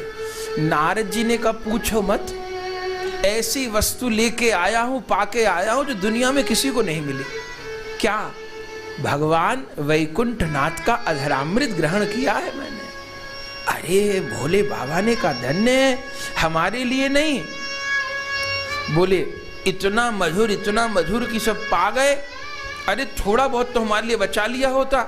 नारद जी ने कहा देखे हाथ पे, तो देखे तो एक महाप्रसाद का दाना चिपका था। नारद जी ने कहा एक चिपका है, और महाप्रसाद झूठे तो होते ही नहीं। श्री भोले बाबा ने कहा लाइए हमें प्रदान कर दीजिए, और श्री भोले बाबा ने नारद जी से एक कण महाप्रसाद का ले लिया, और उस एक कण को पाते ही तो भोले बाबा भी उन्मत्त हो गए, नृत्य करने लग गए। अब भोले बाबा नृत्य करें तो नहीं, ये भी नहीं पता चले कि मेरी कमर पे बाघंबर लंगोटी बची कि नहीं बची। खूब नाचे, खूब नाचे, खूब नाचे। अब बहुत देर कीर्तन हुआ, तब पार्वती जी आ गई। देखे मेरे गुरुजी भी नाच रहे, मेरे पतिदेव भी नाच रहे। बहुत देर बाद कीर्तन विश्राम हुआ, तब पार्वती जी ने कहा नारद जी क्या बात है, आज मेरे पतिदेव इतने विभोर हो रहे हैं। अब नारद जी को लगा कहीं ये भी न कहने लग जाए महाप्रसाद, अब महाप्रसाद है नहीं, देंगे कहां से, तब क्या बात है। तब नारद जी ने कहा देवी इन्होंने महाप्रसाद पाया है इसलिए उन्मत्त हो रहे हैं। पार्वती जी ने कहा उसका इतना प्रभाव है? बोले हाँ। तो गुरुजी मैं तो आपकी शिष्या हूं, थोड़ा हमें भी देना चाहिए था आपको। नारद जी ने कहा हमने तो भोले बाबा को बहुत कहा कि थोड़ा पार्वती जी को भी दे देना, पर पार्वती जी ऐसे हैं भोले बाबा की सब पा गए, जरा सा भी नहीं छोड़ा। अब तो पार्वती जी बहुत नाराज हो गई। जब भोले बाबा का कीर्तन कुछ शांत हुआ, देखे पार्वती जी का तो मुंह बना है। तब भोले बाबा ने कहा क्या बात है? बोले हे प्रभु, जब कोई दुर्लभ वस्तु आपको मिलती है आप सबको भूल जाते हो। बोले क्या हुआ? बोले मेरे गुरुजी कह गए इतना महाप्रसाद लाए थे, आपको कहा कि पार्वती जी को भी देना, गणेश जी को भी देना, कार्तिक आप अकेले पा गए। भोले बाबा ने कहा देवी इतना प्रसाद नहीं लाए थे, एक तिनका लाए थे, एक दाना लाए थे, उसमें किस किस को दे देता मैं। अब वो पा लिया, वो तो मुझे ही नहीं पता कहां पर। हाँ आनंद बहुत आया। पार्वती जी नाराज हो गए, बोले इतनी दुर्लभ वस्तु अकेले पा गए, अब मैं भी महाप्रसाद, अब कहां से आए महाप्रसाद। तब बंधुओं श्री पार्वती जी भगवान नारायण का तप करने बैठ गई इस महाप्रसाद के लिए। जो महाप्रसाद हमको सहज में सुलभ है उसकी कितनी महिमा है। नारद जी को स्त्री बनना पड़ गया, भोले बाबा को नारद जी के सामने हाथ फैलाना पड़ गया, और श्री पार्वती जी को कितने दिन तप करना पड़ा। श्री पार्वती जी ने तप किया बिमला देवी जी के रूप में। ये जगन्नाथ मंदिर में बिमला देवी हैं, इन्हीं के रूप में श्री पार्वती जी ने तप किया। भगवान प्रसन्न हुए, वर मांगने को कहा, एक ही वर, मुझे महाप्रसाद चाहिए। भगवान ने कहा महाप्रसाद के लिए तप हो रहा है? हाँ, अब मुझे भी चाहिए। देखिए माँ का स्वभाव होता है ना, भले पिता को कोई वस्तु मिल जाए वो अकेले पाले, पर माँ को कोई वस्तु मिले तो अकेले नहीं खाएगी, वो चाहेगी अब सब बच्चों को मिले। तो पार्वती जी की कृपा है जो सारे जगत को महाप्रसाद मिल रहा है। भगवान नारायण ने कहा वर, बोले महाराज महाप्रसाद चाहिए। तो भगवान ने कहा चलो ठीक है, इतना बड़ा तप किया तो महाप्रसाद दे देते हैं। बोले केवल मुझे नहीं चाहिए, मेरी सब संतान के लिए भी महाप्रसाद चाहिए। भगवान ने कहा सारा जगत आपकी संतान है। बोले कोई बात नहीं, अब ऐसी व्यवस्था करो मुझे भी मिले और मेरी सारी संतान को, सारे जगत को महाप्रसाद प्राप्त हो। अब भगवान ने कहा ठीक है, दारू ब्रह्म के रूप में तो अवतार लेना ही है, और जगन्नाथ के भात को जगत पसारे हाथ। तब तो खूब वहां महाप्रसाद की लूट मचेगी। तब बिमला देवी जगन्नाथ जी के मंदिर में विराजमान हुई। और बंधुओं, श्री जगन्नाथ भगवान जैसी रसोई पूरे भारत क्या पूरे विश्व में किसी की इतनी बड़ी रसोई नहीं होगी। कितने असंख्य चूल्हा, 700 रसोईया, एक एक चूल्हे पे 9 हांडी, प्रतिदिन 52 मन भात रंध रहा है, भगवान को भोग लग रहा है। और आश्चर्य, सबसे ऊपर वाली हांडी सबसे पहले पक रही है। 9 हांडी, और उस भोग की पूरी प्रक्रिया है। जो भोग है वो महाप्रसाद बनने तक 6 प्रक्रिया से गुजरता है। पहली प्रक्रिया है वैष्णव अग्नि में लक्ष्मी जी द्वारा रंधन। ये पहला चरण है। जो रसोई का आपने दर्शन किया होगा, झरोकाओं से दर्शन होता है, तो रसोई तो पंडा पुजारी बनाते हैं, पर भाव ये है कि लक्ष्मी जी रसोई बना रही है। लक्ष्मी जी रसोई बना रही है, क्योंकि श्री साकेत धाम के प्रतीक श्री अयोध्या हैं, श्री गोलोक धाम के प्रतीक श्री ब्रजभूमि है, श्री शिवलोक का प्रतीक काशी धाम है, ऐसे श्री वैकुंठ का प्रतीक श्री जगन्नाथपुरी धाम है। साक्षात वैकुंठ है जगन्नाथ, और हम गौर भक्तों के लिए तो साक्षात वृंदावन है। क्योंकि वृंदावन कहां, जहां राधा गोविंद का मिलन होए वहीं वृंदावन है ना। तो जगन्नाथ श्री कृष्ण है, महाप्रभु श्री राधा है। महाप्रभु ने यहां राधा भाव से आस्वादन किया है। हमारे लिए तो सब कुछ है श्री क्षेत्र। तो पहला चरण है महाप्रसाद तैयार होने का, वैष्णव अग्नि में लक्ष्मी जी के द्वारा रंधन। और फिर दूसरा चरण है श्री यंत्र के निकट स्वर्ण थाल में परिवेशन। तीसरा चरण है नरसिंह मंत्र के द्वारा प्रेक्षण। चौथा चरण है गोपाल मंत्र के द्वारा जगन्नाथ भगवान को निवेदन। पांचवा चरण है विमला देवी को समर्पण। श्री जगन्नाथ भगवान को भोग लगता है तब तक वो महाप्रसाद नहीं है। ठाकुर जी को जब तक भोग वस्तु नहीं लगी तब तक वो अमनिया है। ठाकुर जी को अर्पण हो गई तब वो भोग है, और ठाकुर जी ने आरोग लिया भोग तब वो प्रसाद है। अभी भी महाप्रसाद नहीं। महाप्रसाद कब? जगन्नाथ भगवान को भोग लगने के बाद पांचवी क्रिया विमला देवी को समर्पण। चूंकि वो वर प्राप्त कर चुकी हैं कि मुझे महाप्रसाद चाहिए, इसी के लिए पूरी वास कर रही हैं महाप्रसाद के लिए। तो श्री जगन्नाथ भगवान के प्रसाद का विमला देवी को समर्पण, और फिर विमला देवी जी को समर्पण होने के पश्चात अष्ट वैष्णवों को, सुखदेव जी, नारद जी, प्रहलाद जी, विश्वक्सेन जी, इंद्रदुम्न जी, 12 महाभागवतों को उस महाप्रसाद को अर्पण। जब वैष्णव महाभागवतों को प्रसाद अर्पण हो जाता है तब उसका नाम होता है महाप्रसाद। कहिए श्री महाप्रसाद की जय हो, श्री महाप्रसाद की जय हो, श्री महाप्रसाद की जय हो। वैष्णवों को अर्पण हो गया, 12 भागवतों को अर्पण हो गया। विधि नारद शंकर सनकादिक कपिल देव मनुभूप नर हरिदास जनक भीषम बलि शुक मुनि धर्म स्वरूप।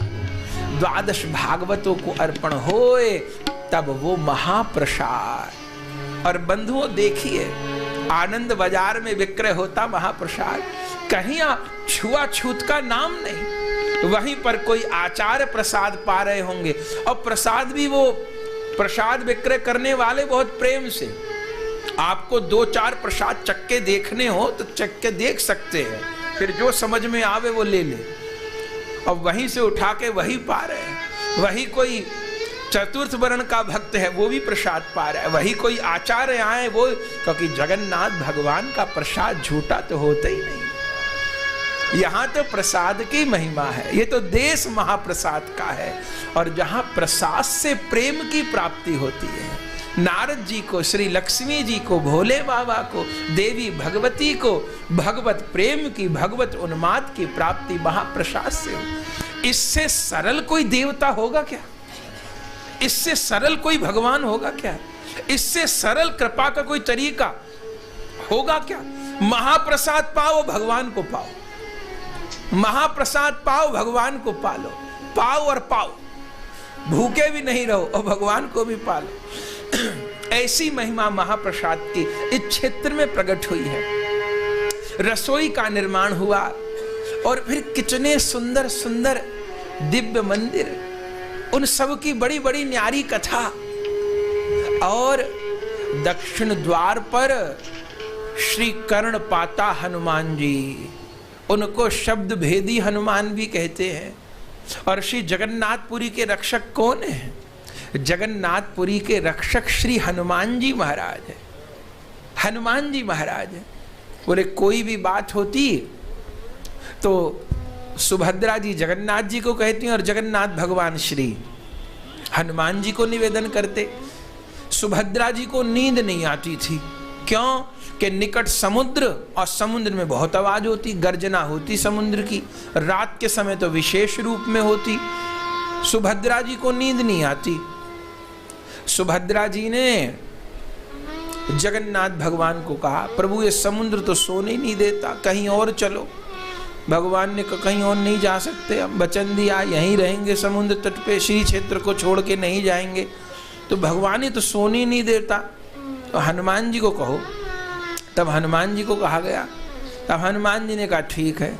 तब हनुमान जी द्वार पर ही विराजमान हो गए, अपने कान को आगे करके, और समुद्र की सारी गर्जना को अपने कान के भीतर लेकर के अपने भीतर ही रख गए।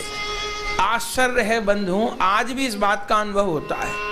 मंदिर के रात के समय तो विशेष रूप में अनुभव हो जाता है कि मंदिर के परकोटे के बाहर समुद्र की गर्जना सुनाई देती है, और जैसे भीतर आ जाते हैं तो समुद्र की आवाज आनी बंद हो जाती है। ये सुभद्रा जी के लिए हनुमान जी ने व्यवस्था की। और ऐसे ही फिर चक्र तीर्थ पर बेड़ी हनुमान, बड़े जोरदार, समुद्र आ जाते थे मंदिर के भीतर पूर्व काल में।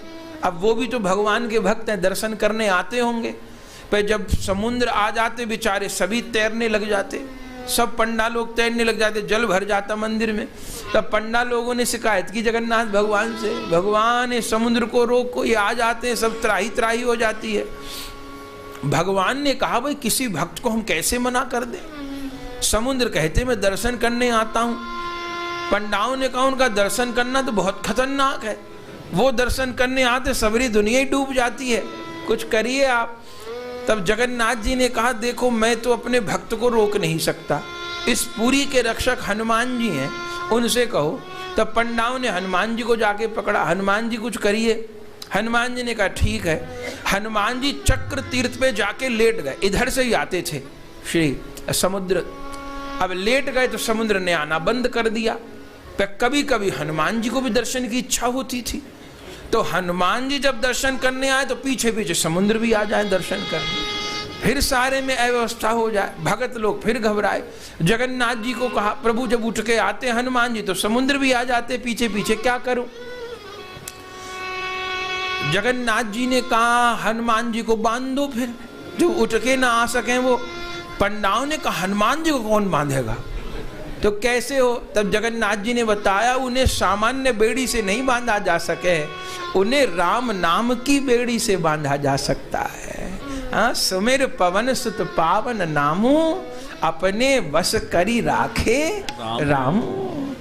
हनुमान जी को राम नाम की, तो हनुमान जी लेटे भय जब समुद्र के किनारे पंडा लोग पहुंचे और राम नाम अंकित स्वर्ण बेड़ी से हनुमान जी को बांध दिया, तो आज तक चक्र तीर्थ पर बेड़ी हनुमान बैठे हैं। उस दिन के बाद समुद्र कभी भीतर पुरी में नहीं आए, नहीं तो कितने कितने तूफान, बहुत संभव है समुद्र कोई दूर तो नहीं है, भीतर आ जाए। हनुमान जी रोके हुए हैं समुद्र को।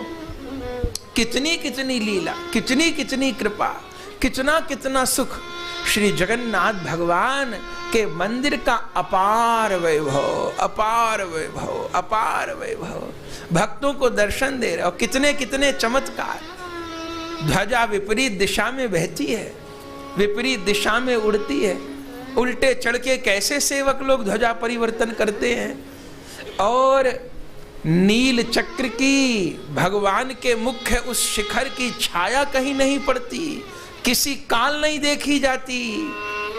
और आज तक कोई पक्षी मंदिर के ऊपर से उड़ता नहीं देखा गया। सोचिए किसी पक्षी को किसने मना कर दिया? चलो विमान नहीं उड़ा तो मना कर दिया कि भाई विमान न उड़े, पर पक्षी को किसने मना कर दिया? ये दिव्य क्षेत्र है। जैसे जैसे भजन बढ़ता है, जैसे जैसे गुरुजन का अनुगत्य बढ़ता है, उतनी उतनी मात्रा में लीला रस का आस्वादन होता है। श्री इंद्रदम्न महाराज ने श्री ठाकुर जी को विराजमान किया है और श्रीमन महाप्रभु जी दिव्य रूप में इन्हीं सब लीला रस का आस्वादन कर रहे हैं। तो श्रीमन महाप्रभु जी ने लीलाचल वास क्यों किया है? क्योंकि विशुद्ध रूप में श्री जगन्नाथ भगवान कहने के लिए ऐश्वर्य मूर्ति हैं, वो वास्तव में माधुर्य मूर्ति है। वो ऐश्वर्य मूर्ति कहने को है, वो वास्तव में माधुर्य मूर्ति है। तो श्री राधा के प्रेम में विगलित श्री कृष्ण जगन्नाथ हैं और श्री कृष्ण के विरह में व्यथित श्री राधा ही गौरांग है। तो श्रीमन महाप्रभु जी इस उद्देश्य से, चूंकि जगन्नाथपुरी भी कलयुग के धाम हैं और श्रीमन महाप्रभु जी का प्रकाश भी कलयुग में हुआ है, कलयुग में हुआ है श्रीमन महाप्रभु का प्रकाश। कली के जीवों का संतरण करने के लिए श्रीमन महाप्रभु जी को श्री महामंत्र का दान करके इस सारे जगत को कृष्ण प्रेम रस प्रदान करना है। इस उद्देश्य से भगवान इस कलयुग के धाम में ही प्रकाशित हुए और श्रीमन महाप्रभु जी ने भी कलयुग के धाम में निवास किया। तो श्रीमन महाप्रभु जी पधारे और श्रीमन महाप्रभु जी विशुद्ध रूप में श्री वृंदावन लीला का आस्वादन नीलाचल में रह के करते। पूरे वर्ष श्रीमन महाप्रभु जी ने वैशाख में दक्षिण भारत की यात्रा प्रारंभ की और 2 बरस बाद वैशाख में ही महाप्रभु आ गए। और उस समय वैशाख में कौन लीला होती है? देखिए, बरस में 12 महीने और जगन्नाथ भगवान की 13 यात्रा है। वैशाख में श्री जगन्नाथ भगवान की चंदन यात्रा होती है जो 21 दिन तक चलती है। चंदन उत्सव किसने प्रकट किया हम लोग सुन चुके हैं। माधवेंद्रपुरी पाद जी ने क्षीर चोरा गोपीनाथ जी को चंदन अर्पण किया और वो दिन था अक्षय तृतीया का। और उस समय से फिर समस्त देवालयों में भगवान को चंदन अर्पण की विधि प्रारंभ हुई। श्री जगन्नाथपुरी में भी चंदन यात्रा का उत्सव बहुत धूमधाम से। श्री जगन्नाथ भगवान को चंदन अर्पण तो होता ही है, उसके साथ जो मुख्य लीला है वो है जगन्नाथ भगवान का नौका विहार। श्री जगन्नाथ जी के मंदिर में जगन्नाथ जी के चल विग्रह हैं श्री मदन मोहन जी, जो लक्ष्मी जी और सरस्वती जी के साथ विराजते हैं, छोटे ठाकुर हैं।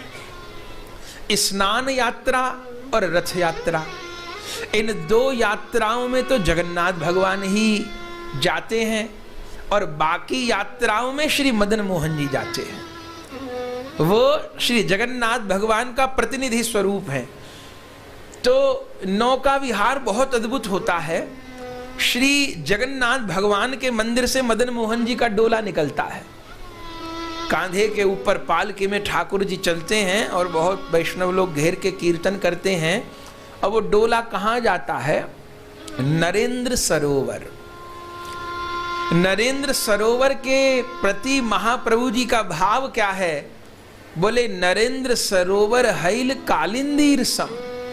नरेंद्र सरोवर साक्षात कालिंदी है, यमुना जी हैं और श्री राधा गोविंद यमुना जी में विहार कर रहे हैं, ये महाप्रभु जी का भाव है। तो ठाकुर जी डोले में बैठकर नरेंद्र सरोवर जाते हैं। अब पहले से नरेंद्र सरोवर में बहुत बड़ी सुंदर नौका सजी रहती है पुष्पों से और उसमें सुंदर बैठक बनी होती है।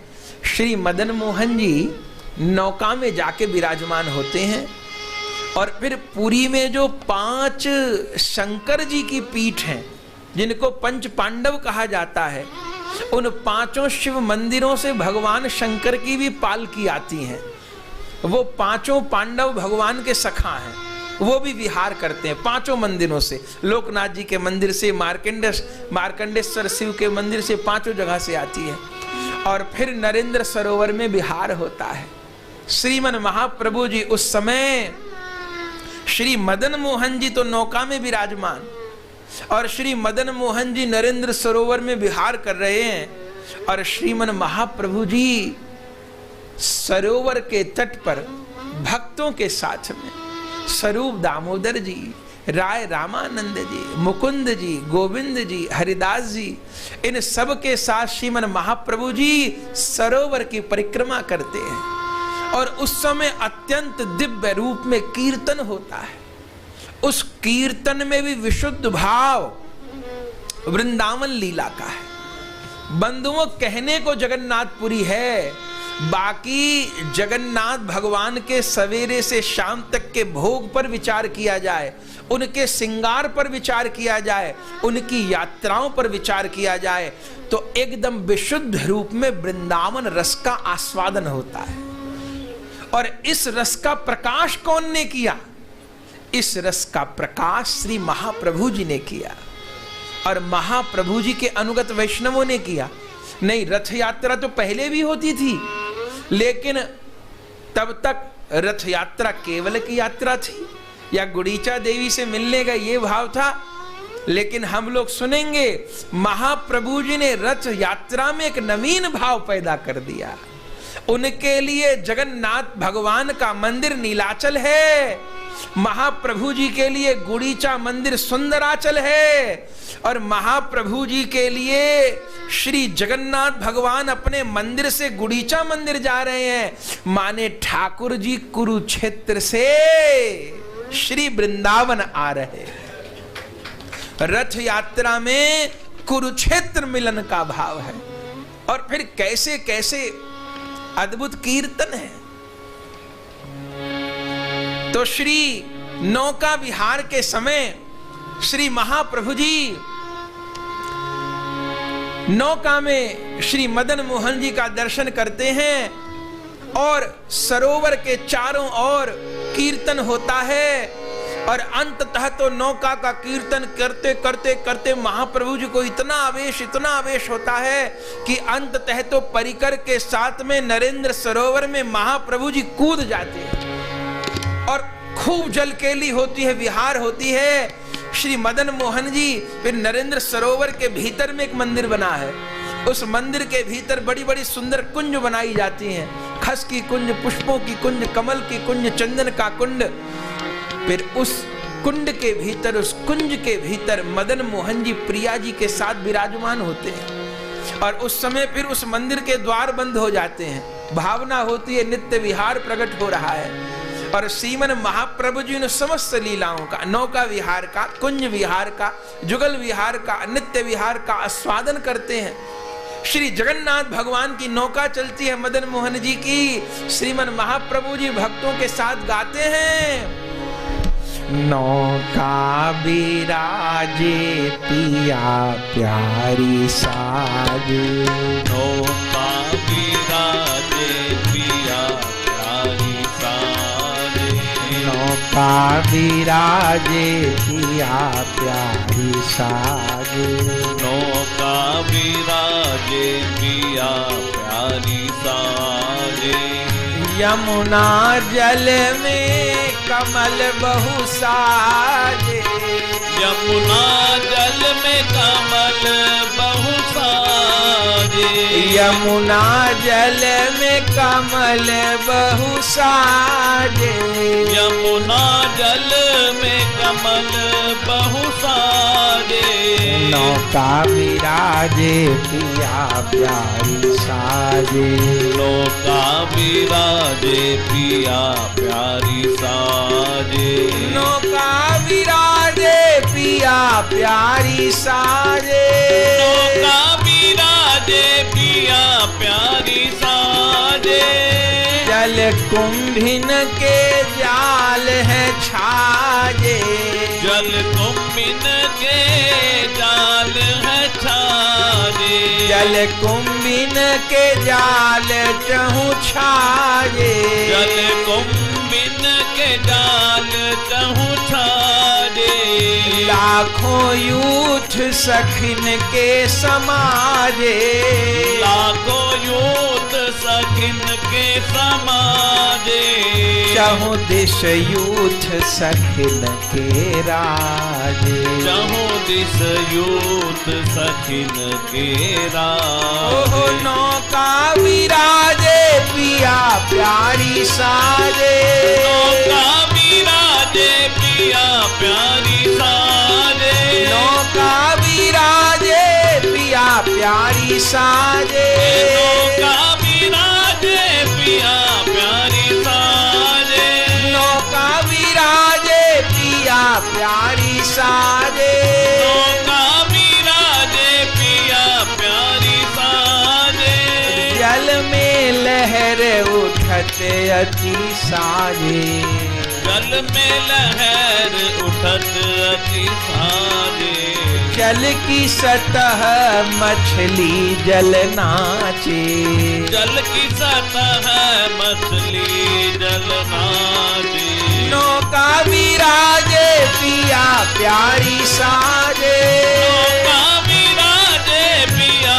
प्यारी साजे, नौका विराजे पिया प्यारी साजे, नौका विराजे पिया प्यारी साजे, महाप्रभु जी हरि हरि बाँचे, महाप्रभु जी हरि हरि बाजे, श्री महाप्रभु जी हरि हरि बाँचे, महाप्रभु जी हरि हरि बाजे, नौका विराजे पिया प्यारी साजे, नौका विराजे पिया प्यारी साजे, नौका विराजे पिया प्यारी साजे, नौका विराजे पिया प्यारी साजे, गौर हरि जल के लागे, गौर हरि जल के लागे, गौर हरि जल के माचे, गौर हरि जल के माचे, मदन मोहन जल के माचे, मदन मोहन जल के माचे, ओहो नौका विराजे पिया प्यारी साजे, नौका विराजे पिया प्यारी साजे, नौका विराजे पिया प्यारी साजे, नौका विराजे पिया प्यारी साजे, महाप्रभु जी हरि हरि बाँचे, महाप्रभु जी हरि हरि बाजे, नाचत दो भुजा उठा के, नाचत दो भुजा उठा के, आहा महाप्रभु जी हरि हरि बाँचे, महाप्रभु जी हरि हरि बाजे, आहा नाचत दो भुजा उठा के, नाचत दो भुजा उठा के, ओहो नौका विराजे पिया प्यारी साजे, नौका विराजे पिया प्यारी साजे, नौका विराजे पिया प्यारी साजे, नौका विराजे पिया प्यारी साजे, नौका विराजे पिया प्यारी साजे, नौका विराजे पिया प्यारी साजे, जय जय जय जय शब्द चहु माचे, जय जय जय शब्द चहु माचे, जय जय जय जय शब्द चहु माचे, जय जय जय जय शब्द चहु माचे, ओहो नौका विराजे पिया प्यारी साजे, नौका विराजे पिया प्यारी साजे, नौका विराजे पिया प्यारी साजे, नौका विराजे पिया प्यारी साजे, नौका विराजे पिया प्यारी साजे। विराजे पिया प्यारी साजे, नौका विराजे पिया प्यारी साजे, नौका विराजे पिया प्यारी साजे। तो आनंद हो गया बंधुओं। वैशाख मास में 21 दिन तक श्रीमन महाप्रभु जी चंदन यात्रा और नौका विहार का आस्वादन करते हैं। खूब नृत्य कीर्तन होता है और फिर वैशाख बीतता है और फिर ज्येष्ठ मास से ही इस रथ यात्रा का क्रम प्रारंभ हो जाता है। और सबसे पहला चरण होता है ज्येष्ठ मास में, जब श्री अद्वैत प्रभु जी कम से कम 400 नदियावासी भक्तों के साथ कीर्तन करते हुए नीलाचल की यात्रा प्रारंभ करते हैं। पैदल पूरे नदियावासी भक्त भज गौरांग कह गौरांग लह गौरांग नाम रे, इस भाव के साथ कीर्तन करते हैं और सब जगन्नाथपुरी के लिए प्रस्थान करते हैं। और फिर कैसे गौड़ियावासी भक्त आते हैं और कैसे फिर पुरी में 18 नाला स्थान है, जहां से श्री क्षेत्र की सीमा प्रारंभ होती है। वहां पर भी महाप्रभु का एक छोटा सा मंदिर है, महाप्रभु के चरण चिन्ह है वहां पर 18 नाला के पास में, जो कि श्रीमन महाप्रभु जी जब पधारे हैं नवद्वीप से तब वहां निवास किया है महाप्रभु ने। वहां भी महाप्रभु के चरण चिन्ह है। और फिर सब भक्त आते हैं तो वहीं पर अभी तो जो उड़िया गौड़िया मिलन होता है वो सिंह द्वार पर होता है इस भाव का कीर्तन, पर नित्य लीला में 18 नाला पर ये लीला होती है। और फिर कैसे सब भक्त लोग नवद्वीप से डलिया लेकर के आते हैं, उसमें राघव की झाली मुख्य है, और फिर गुड़ीचा मार्जन, और फिर रथ यात्रा, और फिर रथ यात्रा का कैसा अद्भुत सुख, रथ यात्रा के पीछे कैसे कैसे दिव्य भाव, और फिर कैसे ठाकुर जी गुड़ीचा विराजते हैं। तो उन सब लीलाओं को कल हम श्रवण करेंगे। कथा का समय 3 बजे से है, आज समय हो रहा है 3 बजे से 7 बजे तक कथा का समय रहा करेगा। कल श्री जगन्नाथ भगवान की रथ यात्रा लीला को क्रम से कैसे कैसे लीला घटित होती है, उसके पीछे क्या आस्वादन है, उस सब को हम श्रवण करेंगे। सब लोग ठीक समय 3 बजे पहुंचेंगे ताकि अधिक से अधिक लीला रस का आस्वादन हो सके। सब लोग पहुंचेंगे और लीला रस का आस्वादन प्राप्त करेंगे 3 बजे से 7 बजे तक। अभी आरती का दर्शन करके फिर आप प्रस्थान कीजिएगा। प्रेम से कहिएगा जय जय श्री राधे। श्री जगन्नाथ भगवान की जय हो, श्री बलभद्र भगवान की जय हो, श्री सुभद्रा सुदर्शन भगवान की जय हो, नीलाचल धाम की जय हो।